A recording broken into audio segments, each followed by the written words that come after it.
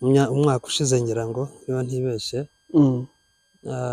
yari umugande n'abandi bashuti be babanaga nibo banyigishije inzoga kuko nari nkeneye kumenya production rero byabaye ngombwa ko mbishuti na yes turabasuhuje abakunzi ba MPTV ndetse na Sage TV abadukurikiranye ku murongo wa YouTube channel turabasuhuje mwese turi kumwe n'umutumirwa wacu Dr. Mbangutse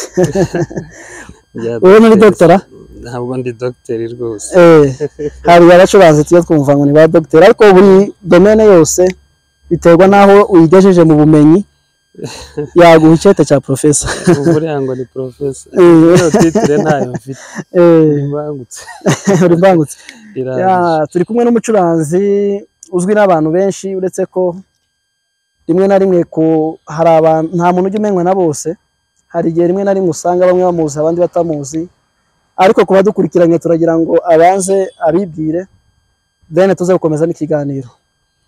Murakoze cyane twakira nitwa Mbangutse Claude Muhasha abafite abana bane ndubatse n'umudamu hanyuma nkaba ndi umucuranzi akaba ari byo abantu benshi banziho ndetse n'umuproducer ukora indirimbo cyane za gospel ndetse n'izindi zisanzwe ariko zifite ubutumwa bwiza n'izindi zisanzwe ubwo niziyera izindi zisanzwe hari indirimbo zitari gospel zifite ubutumwa zigisha abantu bijyanye n'imibereho abantu babamo ya buri munsi hari zo twakaza twita kera ngo izisi zaba ari zo zise biterwa nuko umuntu abyita ariko n'indirimbo zitari mu rukozasoni indirimbo z'umuco harimo indirimbo zigisha abantu ibintu babamo mu buzima busanzwe yes ni Mbangutse turamuzi benshi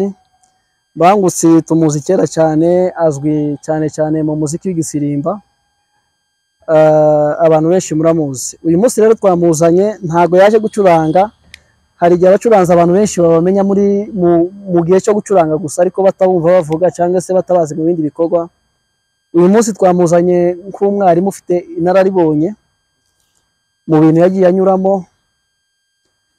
hari ubuhamya ashaka kutuha mu minota mikeya abantu muze kudukurikirana mutegera ubuhamya ndabizi neza ko hari icyo buza gufasha benshi ubushize numvise utangira ubuhamya muri Foursquare uvuga gukorera nimba twabyita gukorera abami babiri uvuga ukuntu wacurangaga umuziki mu rusengero ufasha abantu benshi ariko hari n'ibindi bintu bitajyanye n'ibyo wakora bya gospel birimo kunywa inzoga turagira ngo rero ubibwire abantu uburyo byatangiye nuko byagenze naho ubigereje ubu tuze kugira amasomo dukuramo murakoze cyane watangira utubwira urakoze cyane ibyo uvuze nibyo koko ubuhamya narabutanze kandi sikera cyane mu itorero rya Foursquare kuko ariho nsengera ubu ngubu ariho mbarizwa ariho ncuranga ubuhamya narabutanze kandi nabutanze mbumaranye igihe cyane nifuza kubutanga ibyo uvuze niko byagenze cyangwa se ababyumvishije dutanga ubwo buhamya niko kuri hari igihe abantu bajya kuri social media bakavuga ibintu rimwe na rimwe abantu bakabyita gutwika abantu bakabyita kugira ngo babavugeho ariko biriya ntabwo ari ugutwika ni ubuzima njye nabayemo tangiye gucuranga ndi mutoya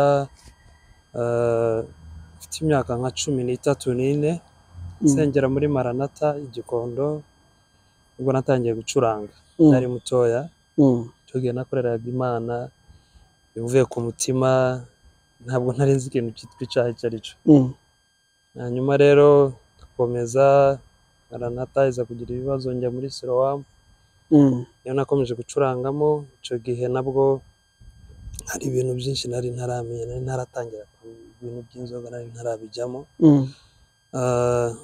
nyuma nibwo naje gutangira kwinjira muri production nkora indirimbo amafaranga atangiye kuboneka menshi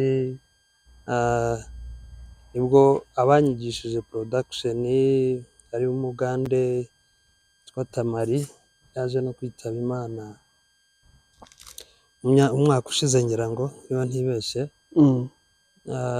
Yari umugande n'abandi bashuti be babanaga nibo banyigishije inzoga kuko nari nkeneye kumenya production rero byabaye ngombwa ko mb'inshuti nabo kugira ngo babashe kuyinyigisha bituma nywa n'inzoga bazinyigisha.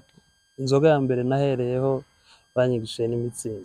Mitsingi Bigeze kunywa oya sindamwizoga urapima nabo oya nawe amahirwe cyane ntabwo ndagerageza niyo nkuko nabize niyo nahereyeho nta nubwo nayimaze anyway igice ariko umunsi wa mbere numva ni byiza none se ukiraho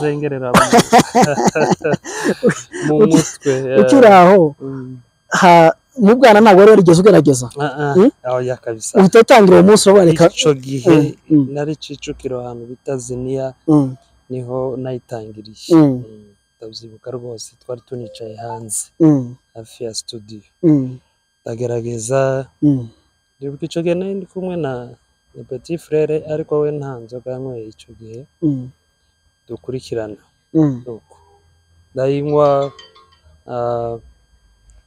ariko sinayimaze mpita numva nyine nasinze kuko nari nkeneye kumenya gusinda bimera gute.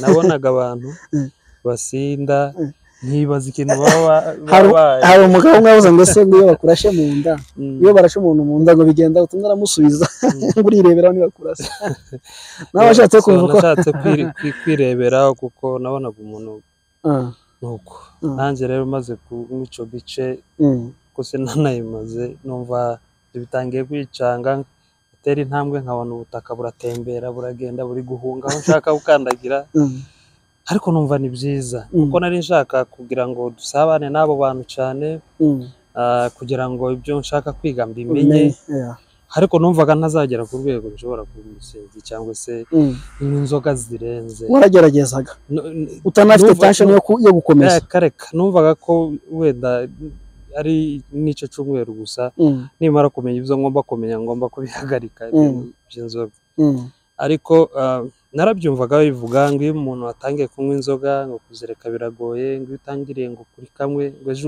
ugera kuri tubiri ngo ejo ukagera kuri dutatu nkumva ari nko kubeshya kuko nkumva ari ikintu kidashobora kugutegeka ushobora kuyobora biva kuri urwo rwego birazamuka ubwo harimo amakuru menshi ubona umwanya kubera umwanya ari mutoya tuzabisubiramo gera ku rwego rwo gushinga akabari ukiraho washinze akabari kugira ngo uzabone uburyo bwo kunywa inzoga cyangwa akabari wagashinze mu rwego rwa business? Nagashinze mu rwego rwa business ari n'uburyo aho nakoreraga ni ukuvuga ngo hari studio nakoreragamo muri Grace House hanze ku muryango usohotse hari akabari hari umuntu wakoreragamo none ico gihe mbona amafaranga umuntu wari urimo avamo avuyemo mu buryo bwo kwiteza imbere muri business ndavuga ngo reka mfate uwo muryango nshiremo akabari turawufata na madamu dushiramo akabari dushiramo n'ibindi bintu bisanzwe ariko urumva umuntu wanywa natangiye kunywa inzoga nizo zari zirimo harimo n'ibindi ariko urumva nago zagombaga kuba zirimo kugira ngo noneho nzimwe ntari kuzigura ukiraho gucu ku inzoga unacuranga wari ugicuranga style muri ico gihe muri Siloam ico gihe nari ngicuranga muri Siloam ariko nari ndi hafi kuhava kuvayo ico gihe ahubwo ndibukana ariko nshaka akazi muri cace ishobora kumpemba kuko ico gihe sinahembwaga nje muri Siloam nari nk'umwana w'itorero w'ikanisa niho nakuriye abo nigishaga nibo bagendaga bakatangira bagahembwa kuko natangiye gukorera umushahara ndumva amezi ya nyuma ndi muri Siloam nabwo kari nk'agasukari kunyankuraja nibwo nagiye muri indi torero hanyuma rero akomeza ndaziba. Wabishoboye gute ukiraho gucuranga unamwa n'izo nzoga kugera ku rwego ushinga akabari? Nta bantu bari babizi abapasiteri aho wakoreraga cyangwa se inshuti abo muririmbana abantu kandi turabizi mu matorero hari ukuntu yacyo bisanzwe umuntu w'inzoga hari ukuntu iyo uzwi kunywa inzoga abapasiteri adashobora kwemera kugira inshingano ukora urumva umucuranzi ni umuntu ukomeye mu rusengero icyo gihe nabikoraga nihishe kandi ntibyari bya buri munsi ngo wenda ngo ndazinywa ngo buri munsi cyangwa buri masaha nabikoraga nihishe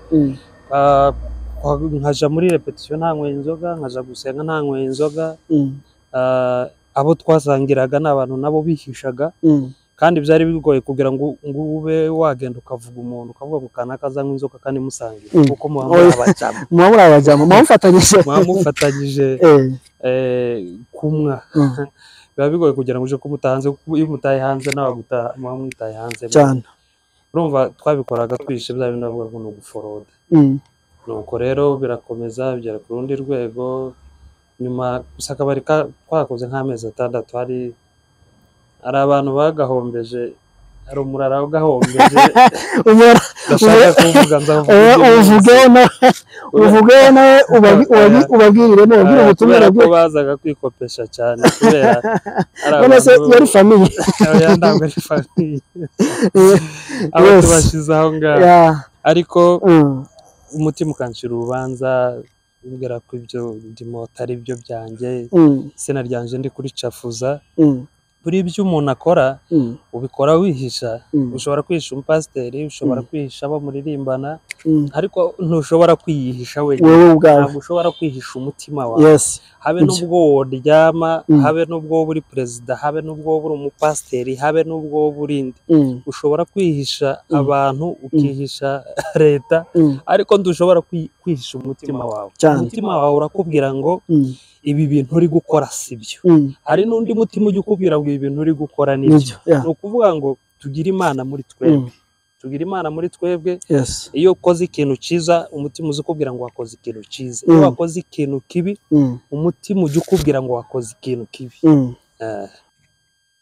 bigera ku rundi rwego ngenda menyana n'abantu bazinywa benshi buriya abanywa inzoga baramenyana abanywa amatabi baramenyana kandi buriya baba inshuti cyane abazinywa se basanzwe badusanzwe tubona cyangwa bihishe mu matorero banafite n'inshingano cyabo twasangira abenshi twarasenganaga tugahura no mu bitaramo pe bagafashwa bakabwiriza abo twazisangiraga ntabwo barabavuga butumwa hari abantu baza gutarama gusa ariko nyine ubona ko nabo baje gusenga ariko nyuma hari abo twagiye tuzisangira kandi bafite inshingano zirenze n'izanjye ariko ndumva bagutije umurindi none se nimba ku rugero usangiye n'umudiakoni uri umucuranzi urumva umutima wo kwigarura nabyo biragora urareba sibo nje bazinyigishije ariko iyo watangiye kuzinywa nta muntu mutazisangira buriya ushobora kuzisangira n'umuntu uwo ari we wese nuko biragenda bigera ku rwego rero urumva nahereye ku gice nk'uko nabikubwiye bigera ku kabari biva ku kabari bigera kuri 2, 3, 4, 5, 6, 7, 8, 9, 10, 11 amacupa 12 ukanywa amacupa 12 ugataha neza utasize utagenda ugwa hasi ugenda ugwa hasi ariko umeze neza mu mutwe none zikuramo stress ahari zimara stress ariko kandi zirayitera ntabwo navuga ko zimara stress ahubwo zirayongera hanyuma rero biragenda birakomeza birakura nyuma nibwo naje kujya mu Bugande tumenyana n'abajama naho buriya nubwo iyo watangiye kunywera hano mu Rwanda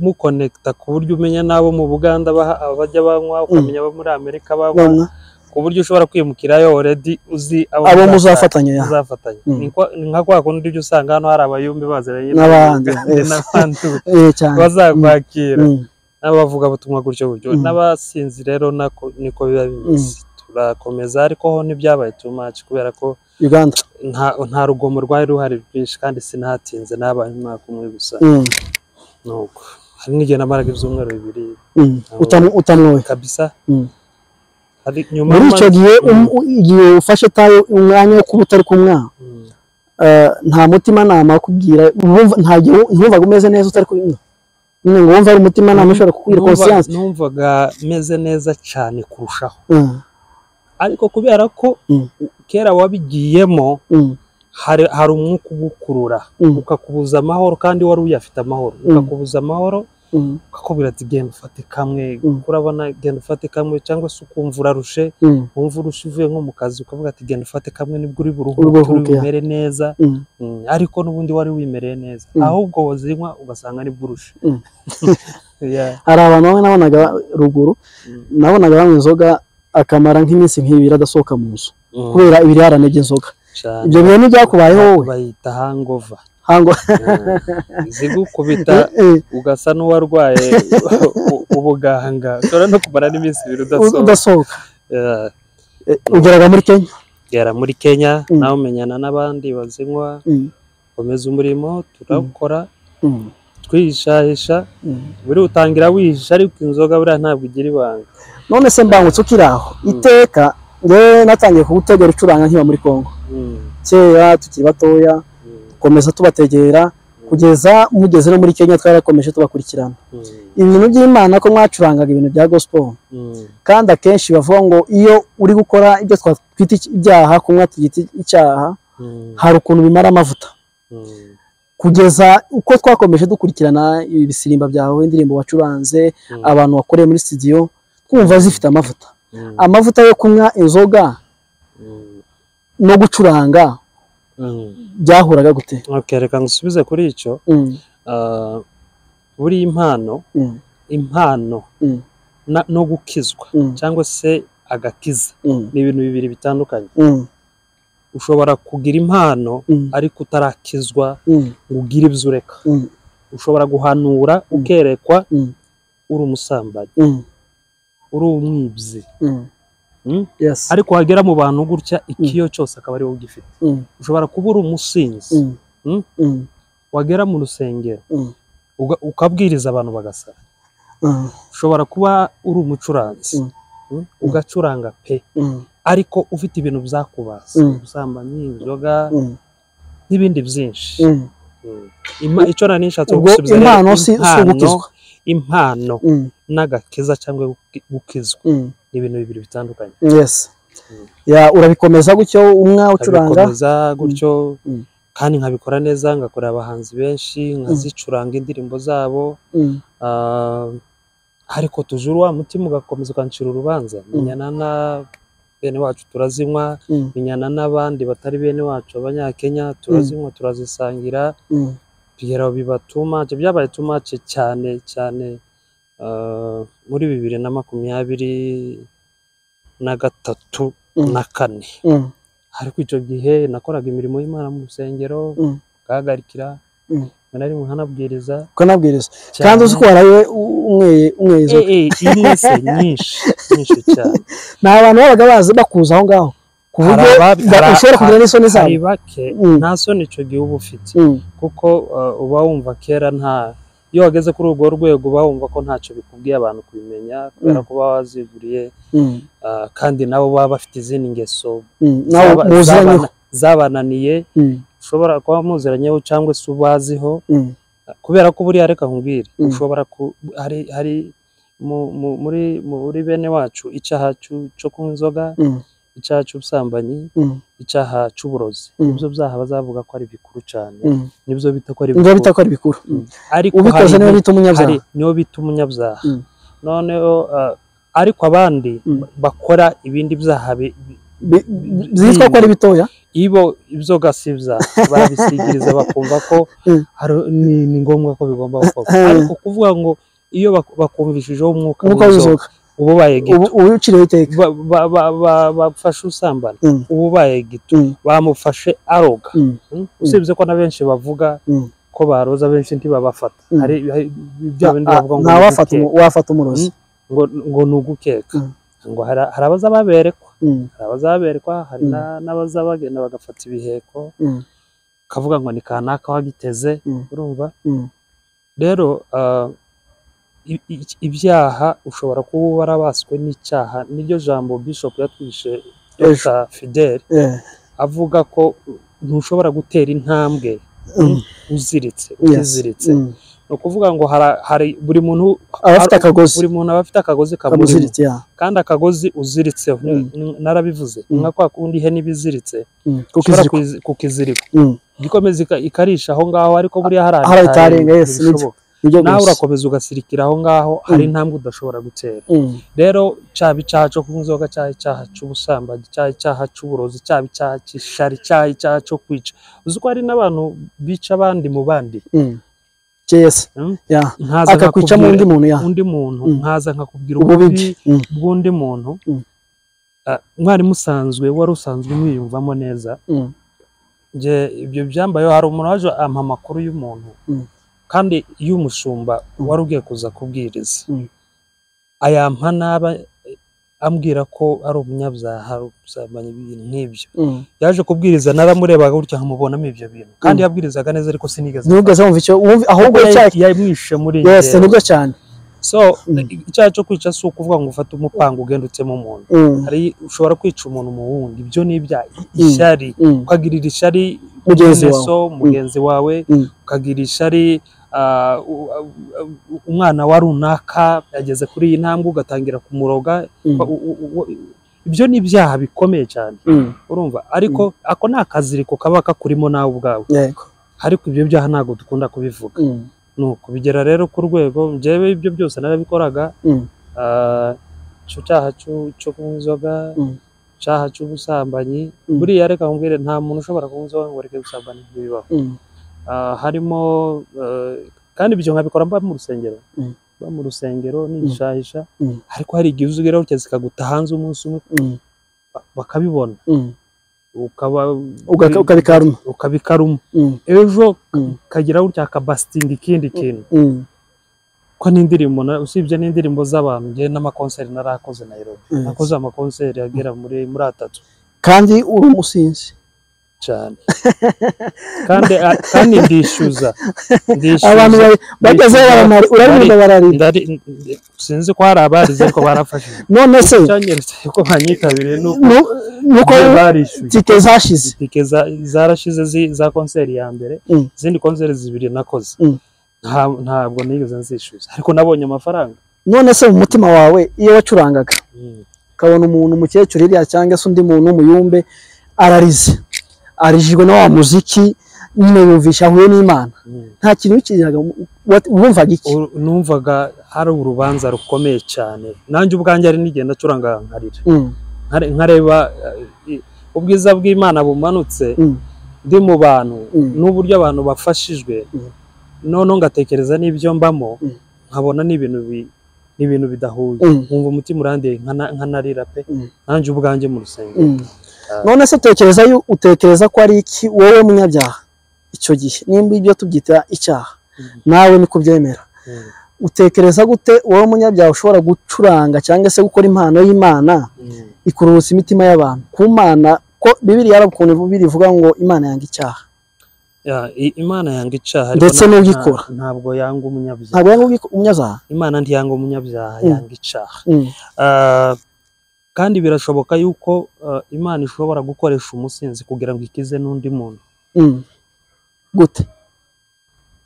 Ushobora kwemera ko Imana ishobora kugukoresha ukabikiraro cyo gufasha abandi? Yabanje nemera ko igomba kubanza kumpindura. Oya, hari n'igihe iyo banze ikakureka kubera ko udafite muri wowe guhinduka, ariko ugahindura abandi, hanyuma nawe ukazahinduka. Nje harabona afashije benshi. None se ushatse kutubwira ko Imana ikorana n'abanyabyaha? Nari ntarahinduka. Ushatse kutubwira ko Imana ikorana n'abanyabyaha? Cyane. Gute? Ntabwo urahura n'umuntu wasinze ngo aguhanurire? Cyangwa ayo makuru nturayo? Ubundi guhanura, nge numva ko guhanura atari kuko n'abaraguza bararagura. Umuntu ashobora kukuragurira, ashobora no kukubwiriza umuntu. Ntabwo ushobora kunkonveka ko ahanuye ngo numve ko harimo gukizwa cyangwa kunyereka Imana, ahubwo imbuto cyo nicyo nakumva. Kandi ntabwo wakerera abantu imbuto ukiri muri ubwo buzima buba ishobora gukoresha uwo ari wo wese kubw'inyungu zayo bwite. Ishobora gukoresha uwo ari we wese kugira ngo wa muntu icyo Imana ishaka ko kimubaho. Yes, nuko dukomeze. Nuko rero birakomeza, none ngera igihe yana n'abanyakenya utangira kunywa inzoga utangira kunywa ibimogi matabi ariko amatabi sinayakundaga kuko numvaga by'imyotsi none se wose urumogi rutandukanye n'itabi biratandukanye cyane sinabigusobanura ngo byumve kuko utabipimyeho kandi simubwiye ngo uje kubipima ariko mbanumva ariko n'amakuru abakeneye ku bantu kugira ngo harumva ko itabi byoroheje kumva ko urumogi rukomeye bitandukanye gute kugira ngo arimo ushobora kugerageza nko kuwagerageje nawe bikazaza kumukomerera ntawe nifuza ko azabigerageza ahubwo nifuza ko n'ababirimo kandi barahari benshi cyane usibye n'abari mu matorero n'abandi batari mu matorero babirimo urubyiruko abantu bakuru babivamo kuko nta nyungu zabyo biratandukanye aho bitandukaniye ikintu cya mbere bitandukaniye kuri price cyangwa se uko bigura igiciro aho ikindi cya kabiri bitandukaniye kuri high biguhereza urumva uru rumogi ruri hejuru cyane kurusha itabi hayi itabi sinzi kuri kumva hayi buryo nayisobanura ubwo buryo ukeneye muri ibyo bintu urwego ushaka kumva ko umera muri wowe itabi riri hasi urumogi ni ikindi kintu kiri hejuru cyane gishobora no kugusaza ugasara urumogi ndarunywa narunyweye igihe kitari munsi y'ukwezi uruzinga bajya ibo barwohereza ruzinze abacuruza baragwikorera abarucuruza bararuzinga ukagenda ukaruguru na rugura wihishe ukagenda ugatanga 50 ukarunywa ukagura nka dutatu ukanywa mu gitondo kandi nyuma ya saa sita kandi nijoro nige umuntu yanywaga na tune kandi ubwo ni nakunywa n'inzoga ariko iminsi itari yo kuja mu kazi itari yo kuja kwikanisa waruzi iminsi ugomba kujya kwikanisa ntumwe cyane iminsi yo kujya kwikanisa utajya kwikanisa ukamo hari n'iminsi nanywaga iminsi itari yo kuja kwikanisa ariko zikaza kumbana nyinshi nkabyukana hangova kandi ntagomba gusiba mu ikanisa akazi ukayijyana nkagenda nkajana hangova ariko zabaga ari bitangaza ariko gucuranga ufite umunaniro w'inzoga mu rusengero ni bibi cyane ni bibi cyane kuko iyo ufite umutima nama wowe uba wumva ufite n'ubwoba mu mutima uba usenga gusa kugira amateraniro arangire witahira uje kuruhuka nuko wowe ukiri kumwa ufite ikibazo abantu bakiri mu biyobyabwenge nukuri mu bivemo nta nyungu zabyo nta nyungu irimo iyo hayi yumva akanya gatoya ejo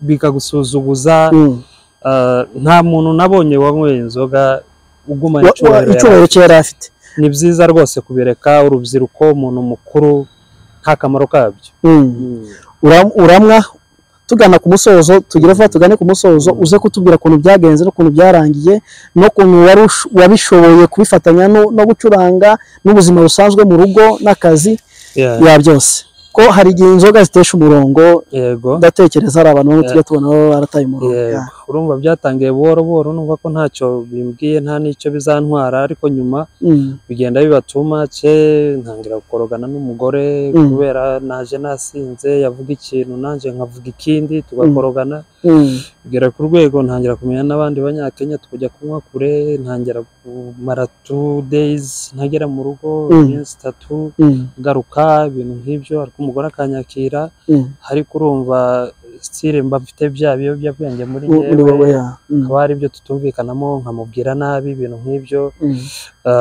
rimwe na rimwe ukaba wanamukubita kuko ibi nibyo byarabaye bitewe n'inzoga ese ubundi umugore wawe mu buzima busanzwe umushaka ndetse no kugeza waramukundaga cyane of course namushatse mukunze mubana umukunda cyane ndamukunda cyane kandi nawe kugera kuri etape yo kugeraho mukorogana n'ibiyobyabwenge nibyo byonyine kuko ntagenda ikintu gishobora gutuma ukorogana n'umuntu washatse mwabyaranye ugufitiye abana urumva icyo kintu ni kibi ni ikintu cyo kwirinda ku muntu wese ufite ibyo bitekerezo ndetse n'ubirimo ni ikintu gishobora kukuganisha habi ni kibi cyane birakomeza rero biba too much kugira bafata na gahunda yo kutagaruka mu Rwanda nanjye bansaba kuza ndabangira ndabananira ko nari maze imyaka igera mu 9 ntagaruka mu Rwanda kandi ni hafi nuko ariko igihe cyari kitaragera cyo kubivamo kandi numvaga uburyo mbirimo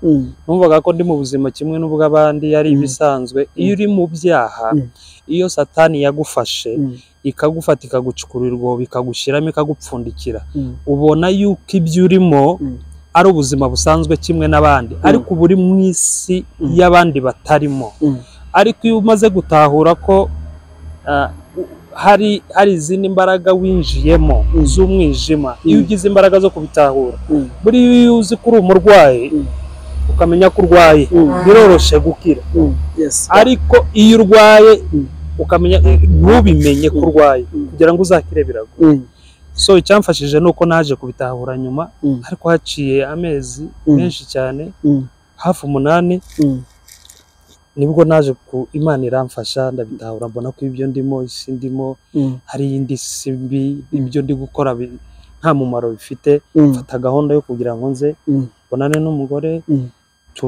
musaba imbabazi ndaza musaba imbabazi arazimpa nyuma y'ibyo byose bimushimira cyane kuko byanyeretse urukundo rukomeye cyane n'abandi bagore bashobora kuba batanashobora kwihanganira batanakwihanganira nuko saba kwa databuka imbabazi tagenda mfata umushumba njyana na madamu ndihana ndamubwira ibyanye byose yitwa Pastor Loise ndamushimira cyane Pastor Loise wa Fosco y'Ikabuga umukozi w'Imana mwiza cyane iwe yari yanabihanuye yabwira madamu aramubwira ati umugabo wazaza uzasangira iminsi mikuru umugore aramuseka cyane kuko n'umugore yarabize ko ndashobora kuza kuko nari nafashe decision nkiri muri ibyo ngibyo hanyuma rero nyuma nibwo naje kuza njya muri Fosco nabwo negera Pastor Solange niwe nahasanze kumwe na madamu turaganira nanda turaransengera nuko nyuma nibwo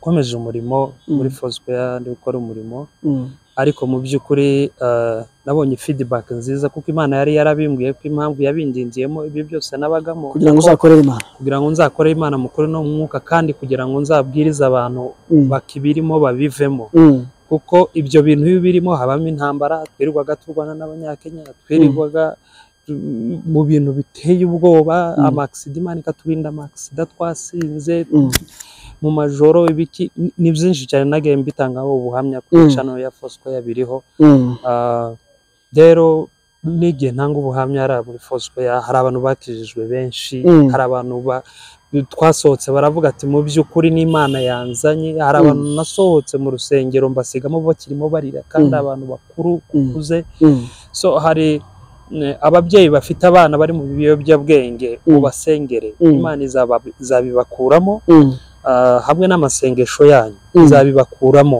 ntimukababwire nabi ntimuka mubasengere nta sengesho ry'ubusa ribaho izabasanga aho bari ibakure muri ibyo ngibyo n'abagabo babirimo mubivemo rwose mufite ingo n'abasore mubirimo mubivemo nta nyungu zabyo gukorera Imana ntako bisa ukuri no mu mwuka n'abagore babirimo mubivemo n'abagore bafite abagabo babirimo mujya mwihanganira abagabo mu basengere kugira ngo mbashe kugera kuri iki kintu nuko umugore wanjye yafashe ukuboko akansengera mama wanjye aransengera inshuti n'abavandimwe baransengera abashumba banjye baransengera rero mu by'ukuri nta gisa nko kwihangana ndetse no gusenga kugira ngo ubashe kuba wakwigobotora izo mbaraga z'umwijima ukamenya ko waruzire murakoze cyane tugana ku musozo ibibazo bibiri muri kariyeri yawe y'umuziki ndetse n'ibindi production wakoraga no kwandika indirimbo hari ibintu bishobora kuba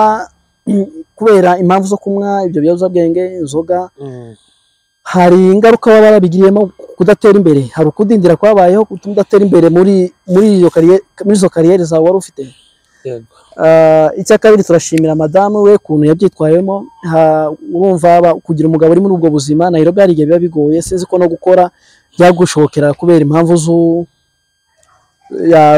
z'ibyo wabaga urimo n'amafaranga ubonye ahari yenda niyo yabaga yo kumwe ibyo uraza kubidusubizaho ukuntu wabishoboye ndetse tubwire nimba hari n'ingaruka isanzwe no mu kazi ko hari abantu bashobora kuba bafite utuzi dusanzwe tubatunze uretse no kuba bakorera Imana mu buzima busanzwe inzoga se cyangwa ibiyobyabwenge hari ingaruka bishobora kukugiraho mu iterambere ryawe ryo mu buzima busanzwe? Bifite bifite ingaruka cyane kubera ko biradindiza.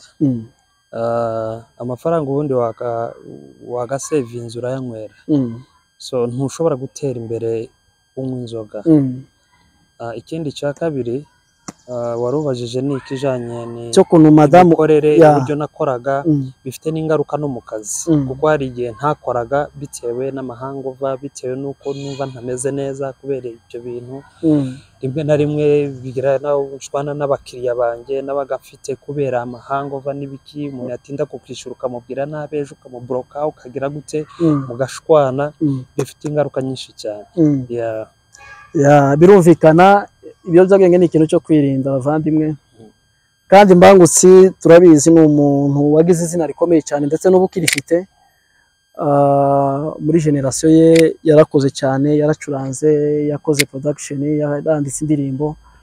Hari impamvu Imana ishobora kuba yaramunyujije muri ibi, ntago tuzi ko ari Imana, ariko ubuhamya hari icyo bujya bufasha ku bandi bantu, kugira ngo wowe udafite n'izina riri nk'irye bibe byo gukura iyo wagiye ugarukire Imana ndetse unakorera Imana mu kuri n'umwuka kuko yabivuze.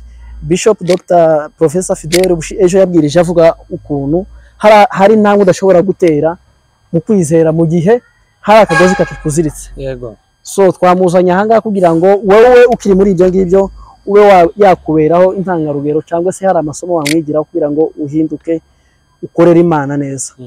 Rekomandasiyo ya nyuma ubwira abantu badukurikiranye. Turanashimira Pastor Lois wagufashe gusenga, turashimira madamu wawe ukubaye hafi, ndetse n'abandi bose itorero rya Fosco ya Kimironko kugeza uyu munsi bukiri kumwe. Wogira icyo ubwira abantu abo wasize, hari abuzi wasizeyo, babwira ubutumwa. Ni benshi cyane, ni benshi cyane abantu nasizeyo. Sinabasize muri Kenya, ahubwo nabasize mu Kwashitani, kandi Kwashitani mvuga hari abari muri Amerika munywa inzoga, ugene muzireke n'ukuri, ugene muzireke mu maramazi. Hari abari muri Australia, muri Canada, inzoga nta cyiza cyazo. Hari abari hano mu Rwanda, inzoga nta cyiza cyazo, n'ibindi biyobyabwenge byose. Ikindi ni ugushimira Dr. Fidèle Masengo, ni umubyeyi mwiza, yaratwakiriye cyane. Yabwiwe amagambo menshi cyane, umusinzi biki n'ibindi, yakiriye umusinzi kwa Tutika Fosco, ariko nabonye ko hakiriho ababyeyi bagifite abashumba bagikeneye intama ziri hanze ko zigomba kugaruka. Yaza kubundi ariko avuga ati uyu ngo nabagiye nitunganya tuzabona kumwiga, ariko yarabibwiwe, abaza amakuru yanje barayamubwira, ariko nanje ubwanje ndayamwibwirira uko bimeze. Ndamushimira cyane na Pastor Solange umufasha wiwe n'abandi bashumba bakorana. Nshimira n'umubyeyi wanjye mama, yaransengeye cyane, niwe nsigaranye. N'abandi bansengeye ndabashimira cyane. Inshuti zanjye ndabizi ko muhari, kandi Imana igiye kudukoresha ibintu bikomeye cyane. Nshimira na madame kubw'umwihariko, niwe muvugabutumwa wa mbere nagize ukomeye cyane. Ari nabyo mbwira abantu, itorero rya mbere ni mu rugo. Nushwana n'umugore ukabyuka ugatora igitabo ukajya gusenga, nta hantu uba ugiye, ujye ubanza ubitunganye mu rugo ubone kujya gusenga. Nshimira no kwa data kuko n'umuryango nkunda cyane. Ibyo byose barabimenye ko mbirimo, ariko buri ahantu ushobora gushaka ukakora ibyo bintu byose bigahita birangira, ntiwongere guhura n'umwana wabo. Ndabashimira cyane kwa data kuko nshimira n'inshuti muri rusange badufashije gusenga, bakadusengera kugira ngo Imana ibashe kudukura muri iyo migozi ya Satani. Namwe tubashimira kudutumira ahangaha, kubera ko dufatikanyije kuvuga ivugabutumwa. Iri ni ivugabutumwa ndabizi neza ko hari abantu rizafasha, hari n'abo rizahindura, hari abantu bazahinduka. Yes, Mbangutse urakoze cyane kubwo kuba warahindutse no kuba uri kubwira abantu ko ibi ndabizi ko ari ibintu ari abantu benshi bizafasha, bizahindura. Rero abantu bari bazi Mbangutse wa kera, ubu siwe yarahindutse. Ni Mbangutse yaragarutse umwimerere wo kuba umukristo no gukora ivugabutumwa rye mu kuri no mu mwuka. ishusho ushobora kuba wari umuzimo mu minsi ishize, imyaka ishize, ubu si yakirimo, yarahindutse. Aho uzamubona hose ari kuvuga ubutumwa yarahindutse. Ubu ngubu ahubwo ari gukangurira abandi bakiri mu byaha ndetse no mu ngeso mbi kugira ngo bahindukirire umwami ndetse bakorere umwami mu kuri no mu mwuka. Murakoze cyane, muze gukurikirana ikiganiro ndetse mukore na share na comment n'ibindi bisabwa byose. Murakoze.